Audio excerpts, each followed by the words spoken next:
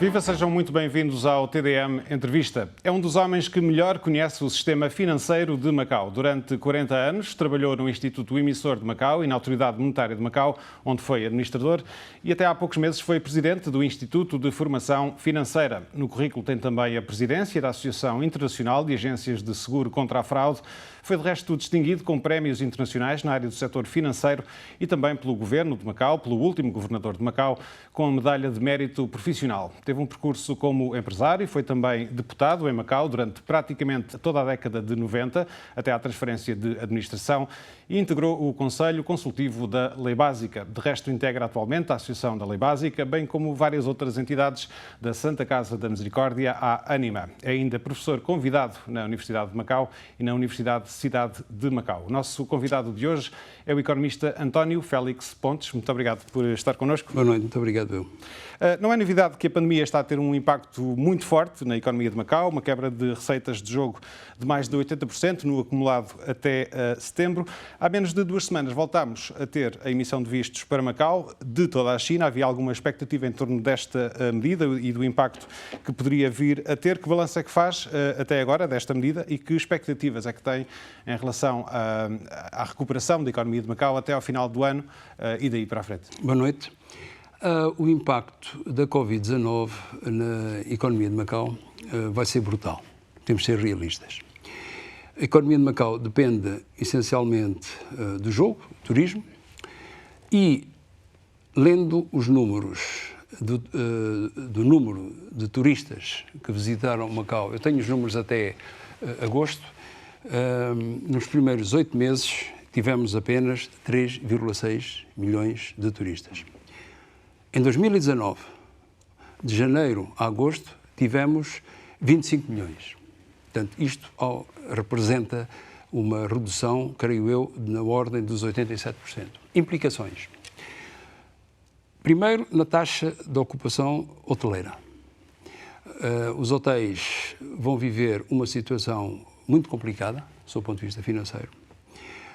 Há pouco tempo, a taxa de ocupação hoteleira rondava os 13%, quando, em período homólogo de 2019, eram 93%. O que é que isso vai determinar? Vai determinar que aquelas empresas, pequenas e médias empresas, que viviam à custa ou, digamos, atendendo à dinâmica do turismo, muitas encerraram, muitas outras também viram os seus rendimentos decrescerem substancialmente. Consequência direta, a taxa de desemprego. Estávamos habituados a valores na ordem de 1,7% a 1,9%.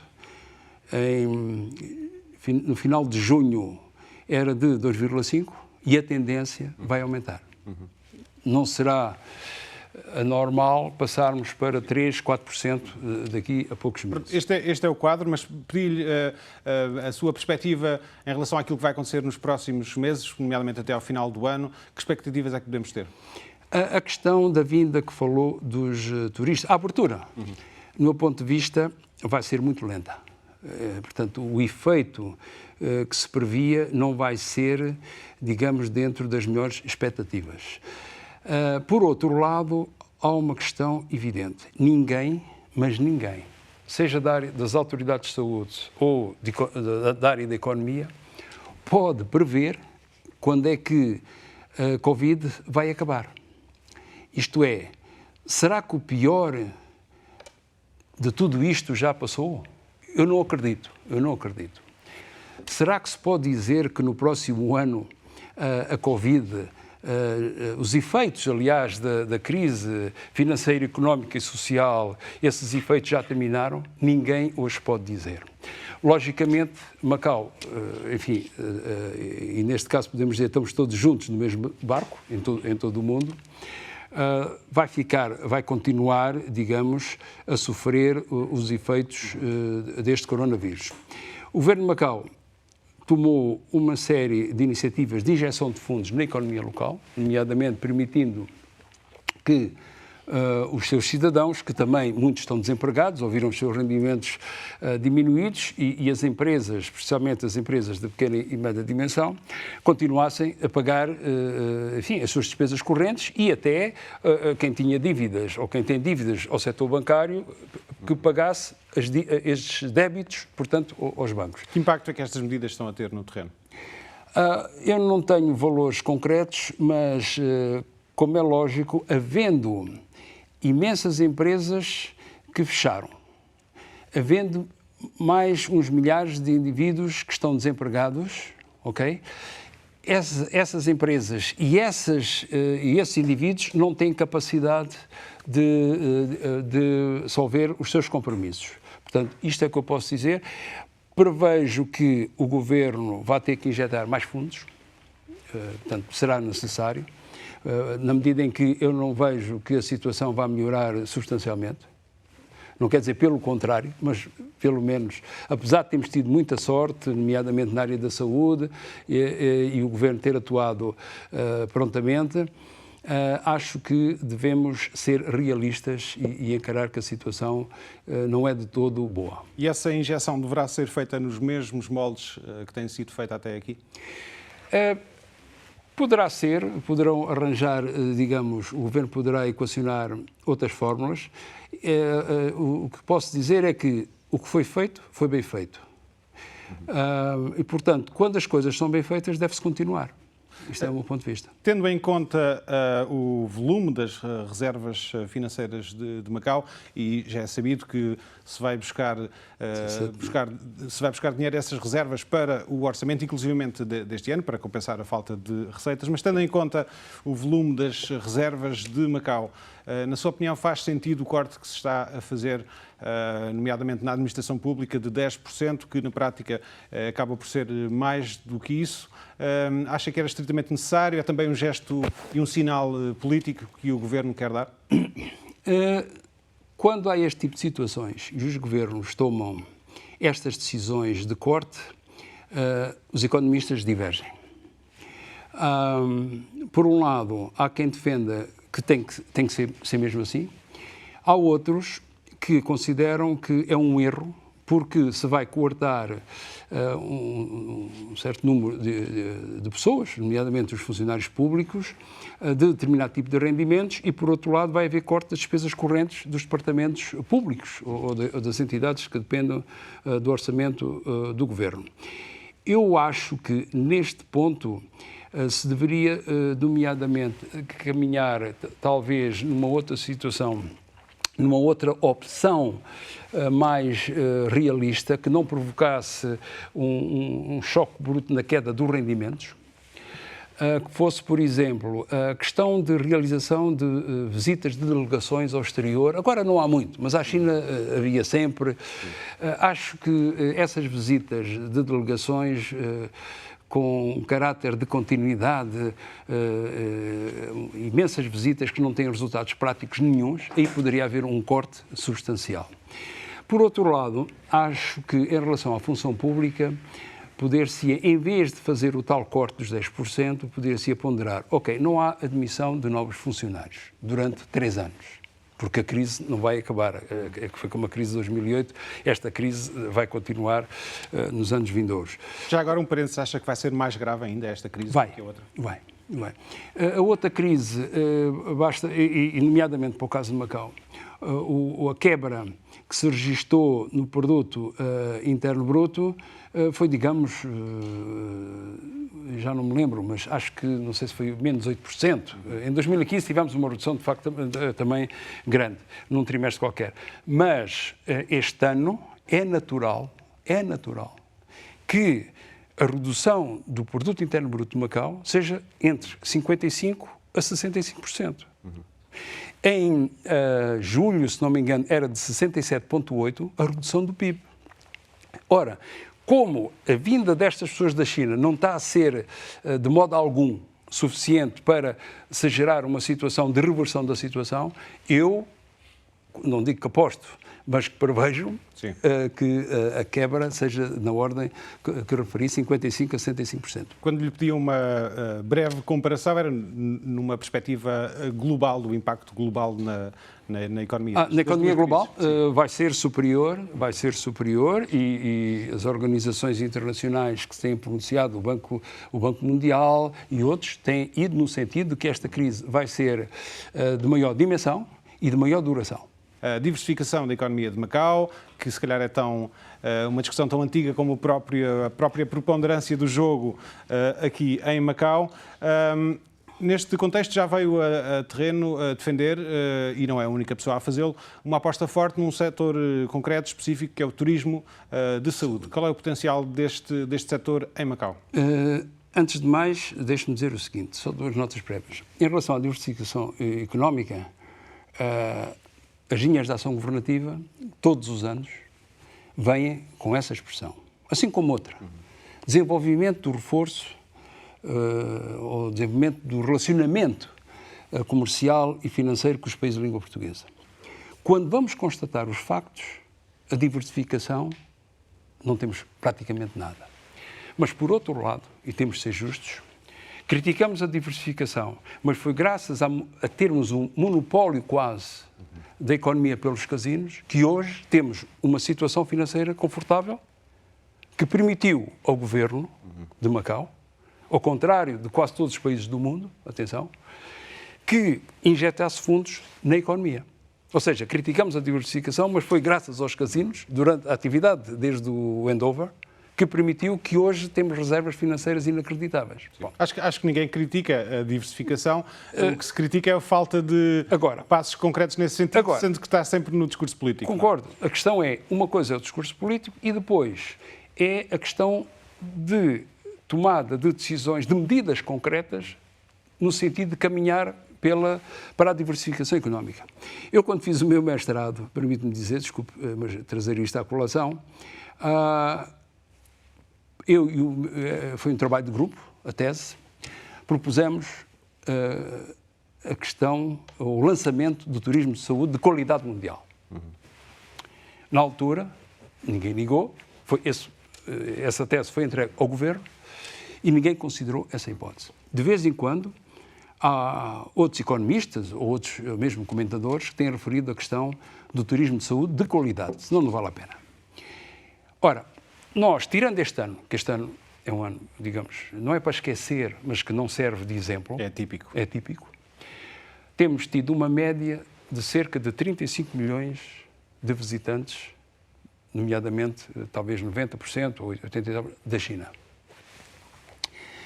Já temos, portanto, esse mercado potencial que tem que ser trabalhado.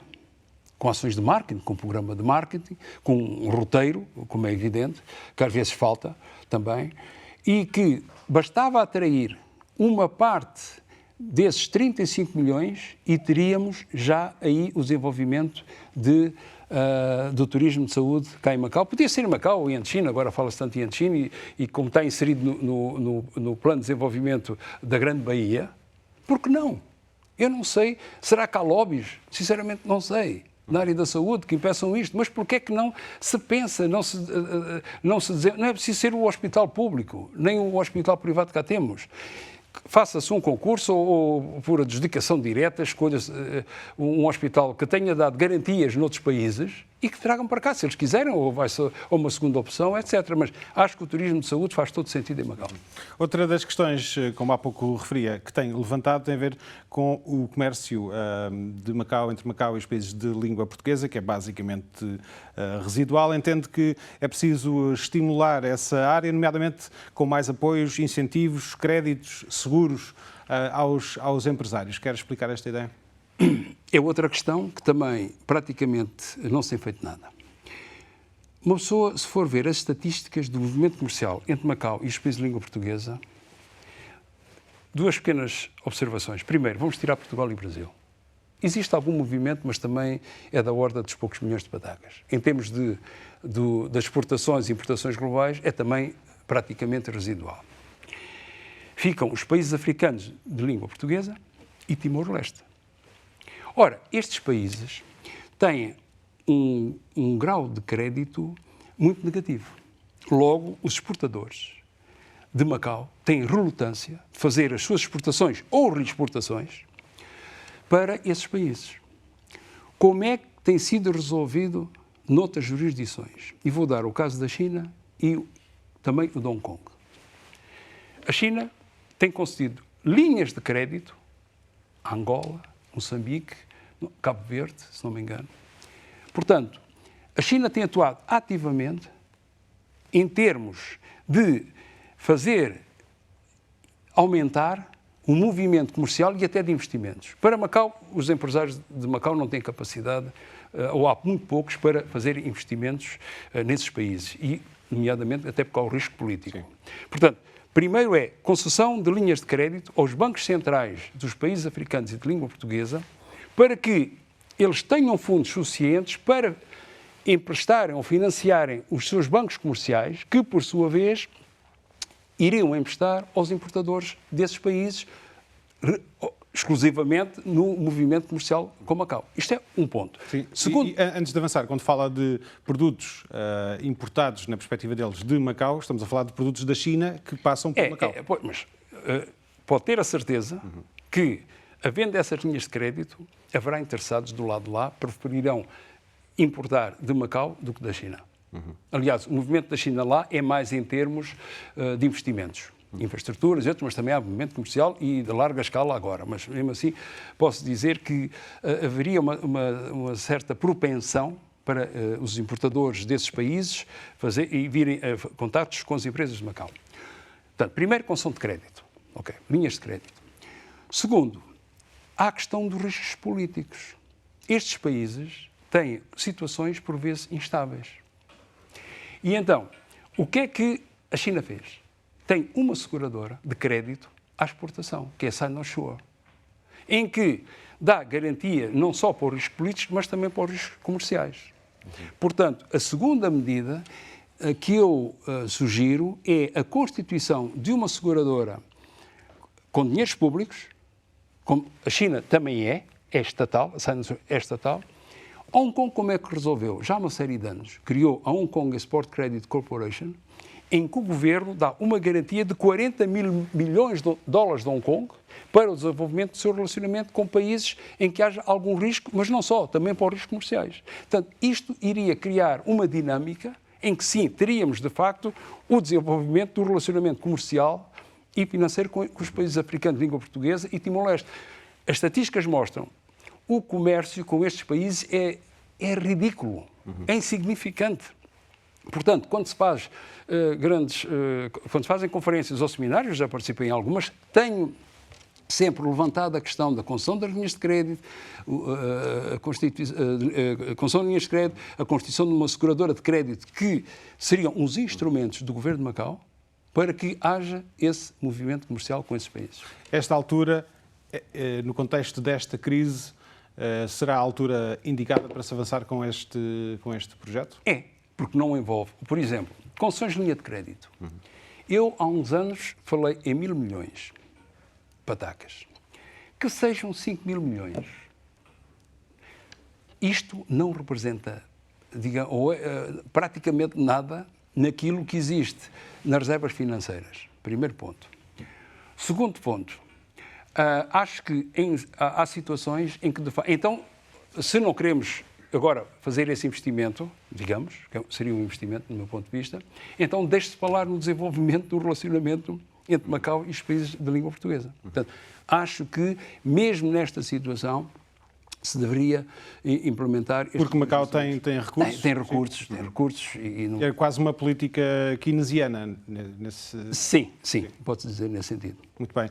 Quando se fala também de diversificação económica, mas noutra área, fala-se também, e o Governo tem vindo a defender, a criação de um sistema financeiro em Macau com características próprias, é mesmo esta a expressão, nome oficial ou semi-oficial, se quisermos, deste projeto. Chegou a dar formação no Instituto de Formação Financeira no quadro deste projeto. Como é que olha para esta ideia? Acha que tem pernas para andar?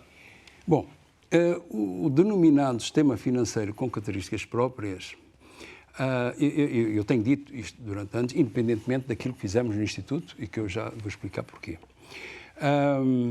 Este sistema financeiro de características próprias nasceu de uma ideia, penso, do anterior governo, em que, consoante o decorrer do tempo, para mim, era como uma sopa de pedra. Ou seja, num dia eram os trusts. Passado 2 ou 3 semanas, era a alocação financeira. Mais um mês ou 2 era a gestão dos patrimónios privados. Era a Bolsa de Diamantes. E de prata, não sei. E era a Bolsa de Valores. Bem, a questão fulcral é que tudo isto não tipifique que tenhamos um sistema financeiro com características próprias. Porque tudo isto já existe noutros. E Macau tem condições para concorrer com o que já existe? Deixa-me só acabar. Isto já existe em todo o lado, nas grandes jurisdições financeiras. O que poderia, ou que faz obrigatoriamente que haja características próprias, é o tal movimento, o tal relacionamento económico-financeiro com os países de língua portuguesa. Bom, e daí a tal história da concessão das linhas de crédito e da constituição de uma seguradora de crédito à exportação. O que é que acontece? Os trusts é de raiz anglo-saxónica. Muito difícil de integrar no nosso ordenamento jurídico, que é de base continental, enquanto que os trusts são da Common Law. Já existem países também que têm base continental, de leis, mas que têm implementado, mas com pouca expressão. Depois, concorrer com Hong Kong, com Singapura nos trusts, não acredito. Eu não acredito, não acredito. A alocação financeira foi feita uma operação cosmética legislativa, porque dizia-se que a legislação anterior, de 99, acho que era de 99, não servia. Fez-se uma alteração, o movimento é nulo, em termos de alocação financeira. A Bolsa de Diamantes, levanto muitas dúvidas, não sei qual é o movimento, não há dados oficiais, devia haver, não faz sentido. A Bolsa de Valores, que era, também se foi defendendo. Aliás, esperava-se até um anúncio nesse sentido. Houve notícias em dezembro que davam conta de que o presidente Xi Jinping iria fazer esse anúncio quando da visita a Macau, mas acabou por não acontecer. Não, bom, se calhar ele está bem avisado, não sei. Bem, mas a questão é esta. Quando se pretende constituir uma bolsa, há diversos aspectos. Primeiro ponto, criar aqui uma bolsa de valores que iria concorrer com a Bolsa de Valores de Hong Kong, de Xangai, de Shenzhen, teremos capacidade? Ponho dúvidas. Que empresas é que seriam listadas em Macau? Os casinos, bancos e seguradoras de grande dimensão já estão listados, pelo menos em Hong Kong e também nos outros, se não me engano. As empresas de Macau, a grande maioria, são de pequena e média dimensão.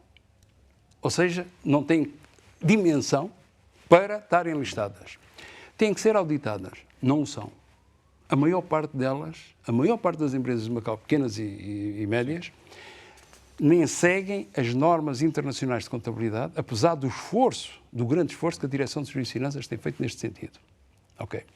Eu pergunto, vamos listar as empresas tipo Casa de Penhores ou empresas dos intermediários do jogo, vulgo Junket? Faz pouco sentido. Mas para mim ainda é pior outra coisa. Ou da mesma. Será que vamos aceitar, listar as empresas chinesas que são rejeitadas, por exemplo, na Bolsa de Shenzhen? Isto causa danos tremendos na reputação de Macau como centro financeiro.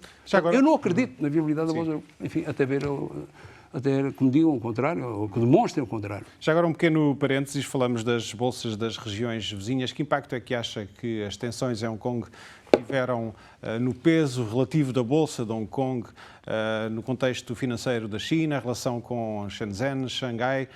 Que impacto é que teve e se acha que, de alguma forma, esse impacto está a ser, de alguma forma, minorado nesta altura, em que a situação, para todos os efeitos, pelo menos a nível de contestação social, está a acalmar? Normalmente, neste tipo de situações, como é evidente, há um impacto negativo a muito curto prazo. A dimensão normalmente não é grande, ok? Não é grande porque Hong Kong é visto como um grande centro financeiro e estável.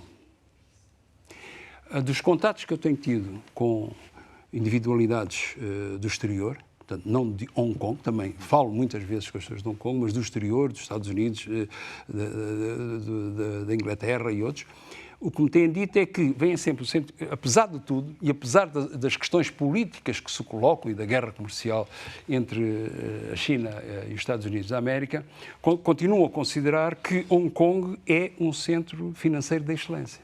Portanto, o impacto será sempre, quando há um evento desses, com manifestações, alguns tumultos, há um impacto negativo, a muito curto prazo, mas dilui-se no tempo. Na China, para mim, não vai ter nenhum impacto relevante na economia chinesa. Até porque, aos olhos da China, existe uma certa complementaridade entre aquilo que o papel de Hong Kong e o papel da Bolsa de Shenzhen, por exemplo. Precisamente. Portanto, o que pode acontecer, ou já está a acontecer, é que alguns investidores institucionais dirijam agora os seus fundos para Shenzhen, para investir na Bolsa, ou transferem os seus depósitos para Singapura. Isso tem ocorrido, mas também a dimensão não tem sido assim, até agora, muito grande. Muito bem, vamos avançar e voltar a falar de Macau, que nos próximos meses vai deixar de ter um regime offshore, vai chegar ao fim com o final do ano, de 2020. Concorda com esta decisão? Acha que isto é, de alguma forma, a admissão de que houve falhas neste regime ao longo destes anos? Bom, para mim, eu vejo em duas perspectivas. Uma, presumo, ou eventualmente, se calhar até ali, não sei, mas eu presumi que esta revogação da lei teve a ver com uma orientação de um organismo internacional. Acho que foi um erro a revogação, pelo menos no offshore não financeiro. No offshore não financeiro, tivemos um número grande de empresas que davam emprego a uma série de pessoas e, portanto, havendo um sucesso no setor não financeiro, porquê acabar com o sucesso? Acho que foi um erro crasso. Quanto ao setor financeiro, a questão é outra, mas também explico porquê. Havia quando a legislação foi efetuada, foi feita a nível da autoridade monetária um programa de marketing para atrair bancos internacionais com grande reputação, etc. Depois do handover, a questão do desenvolvimento do offshore não foi considerada prioridade pelo governo da altura. A prioridade era a questão dos casinos. Portanto, esse programa de marketing ficou na gaveta e só tivemos, durante alguns anos, 3 ou 4 bancos portugueses que obtiveram a licença offshore. Mais tarde... Ou seja, ficou muito aquém daquilo que se pretendia. E aí, sim senhor, haveria, para além de um outro aspecto na lei que tinha que ser alterado, a questão do nível de capital, que era muito superior ao que Hong Kong exige, ou que Singapura exige, ou outros. Em Hong Kong continua... Aliás, eu acho que se deveria repensar a questão do offshore, mas isso, enfim, é o trabalho do governo. Acha que isto é também uma questão de posicionamento, de imagem de Macau no contexto internacional e da própria China? Não sei. Eu acho que o que ocorreu em relação ao anterior governo houve uma recomendação e foi-se para o regime mais fácil. E como eles dizem que é para acabar, não vamos argumentar e pronto. A prioridade do anterior governo era o tal sistema financeiro de características próprias. Tudo o resto era marginal. Muito bem.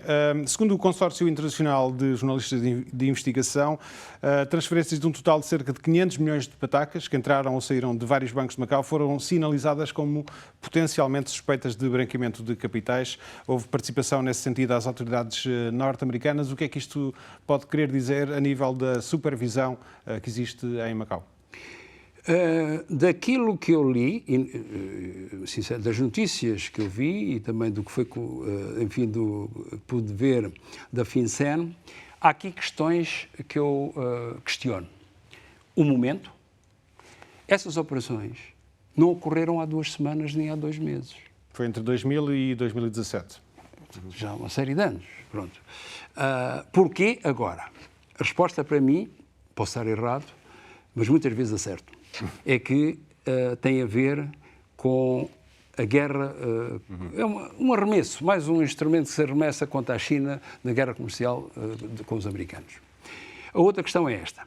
Eu não vejo, não discuto nenhuma irregularidade, muito sinceramente, cometida pelos bancos. Os 4 bancos de Macau tiveram as transações e fizeram, de acordo com a regulamentação, aliás, legislação e regulamentação vigentes nesta matéria, participaram o que tinham que participar. Operações suspeitas.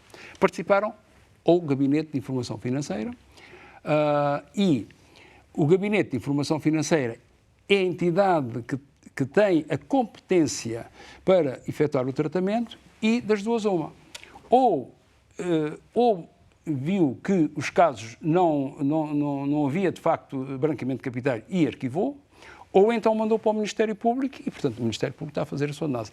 Não descortino, como disse, qualquer falha dos sistemas de controle interno dos bancos, em termos da sua governança empresarial, de qualquer erro. Isto é a minha posição. Muito bem, a terminar, e numa área completamente diferente, defende que a criptomoeda é o futuro.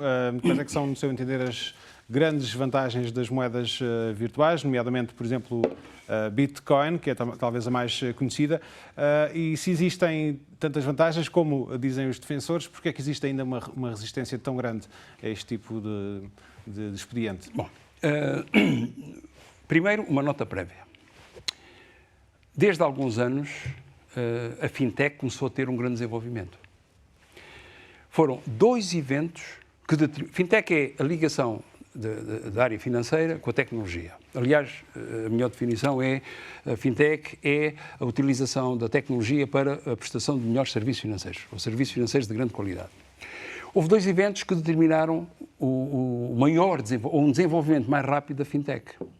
Foi a crise financeira de 2008. Porquê? Porque constatou-se que havia uma grande opacidade do sistema financeiro, nomeadamente bancário, muitas reclamações de clientes, não foram informados, perderam, nomeadamente as pessoas já de determinada idade, e muitos prejuízos financeiros para essas pessoas. Qual foi o segundo evento? É a chamada emergência da geração dos milénios. Esta geração tem um afastamento, ou digamos, desconfiança, em relação às marcas e instituições financeiras. Onde é que tem a confiança esta geração dos milénios? Na tecnologia, nas causas sociais e ambientais, portanto, e nas redes sociais. É esta geração que hoje, quando faz transações bancárias, raramente vai aos balcões físicos dos bancos. É esta geração daqui a uns anos vai estar a comandar os países, as empresas, etc. Ora, se eles defendem causas ambientais, serão contra o corte das árvores para produzir papel, para produzir as notas. Por outro lado, os bancos centrais estão-se a deparar com custos cada vez mais crescentes na produção e emissão das notas. É a produção, é o custo de papel, é a produção, é a inserção de cada vez instrumentos mais sofisticados de segurança e, portanto, tem que se defender.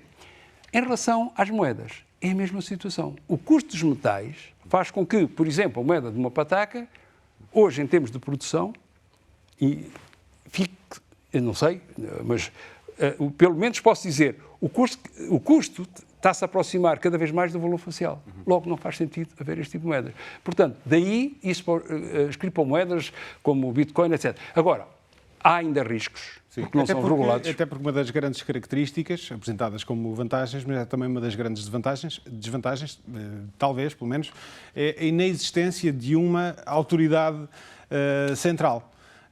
É difícil ao cidadão comum pôr os ovos todos numa mesma cesta, numa cesta sem uma autoridade, sem uma instância que possa recorrer de alguma forma. Pois, há riscos. Há os riscos, inclusivamente, de incumprimento, porque há empréstimos virtuais, as pessoas, digamos, sem irem ao banco, há um grupo de pessoas que concedem empréstimos a outras. Pode haver o efeito da bolha fintech, ou das bitcoins, ou de outra moeda qualquer, criptomoeda, mas a questão é esta. Em Hong Kong e na China, a China primeiro flexibilizou, agora houve uma série de problemas, como é evidente, há sempre pessoas que aproveitam este tipo de situações, mas Hong Kong está a tomar medidas desde, primeiro em 1999, quando criou o Parque Tecnológico da Cyberport, e depois, em 2016, o Governo criou um grupo de trabalho, e em 2017 saíram com o relatório, e a Autoridade Monetária de Hong Kong, a Autoridade de Seguros de Hong Kong e a Securities Commission Futures também já produziram e implementaram uma série de medidas no sentido de se regulamentar ou prever estas situações das moedas virtuais. Macau devia fazer o mesmo? Acho que sim e acho que já devíamos ter começado. Até porque na China está generalizado. Se for, por exemplo, a um supermercado e vir, agora menos, como é evidente, mas quando havia aquele grande fluxo de turistas, eles normalmente não, pagavam tudo com o telemóvel. Acho que devíamos fazer, devíamos considerar quais são os parâmetros fundamentais para o desenvolvimento destas novas tecnologias, criar um parque tecnológico, também acho que seria uma boa ideia, poderia ser em Antin, tipo Cyberport, deveríamos formar talentos nessas áreas, devíamos fazer o funding, ou seja, o financiamento de algumas startups, mas não ir para os serviços mínimos, é fazer obras como deve ser. E mesmo que estamos agora numa situação em que, digamos, tenha que se despender muito dinheiro para ajudar a economia, mesmo assim, eu acho que deveríamos, tal como o turismo de saúde, deveríamos investir naquilo que vai ser o futuro, ter uma visão de futuro. Porque nas linhas de ação governativa, o que eu vejo, e este governo, por enquanto, ainda a questão é esta, é que eles têm estado só numa de prevenção e combate à Covid, e é um trabalho de 5 estrelas, mas tem que se pensar no pós-Covid, e no pós-Covid tem que haver uma inspiração e visão que nos últimos 10 ou 15 anos não houve, em termos do setor financeiro, daquilo que deve ser feito. Muito obrigado por ter vindo ao TDM Entrevista. Nós voltamos na próxima semana, contamos consigo. Até lá.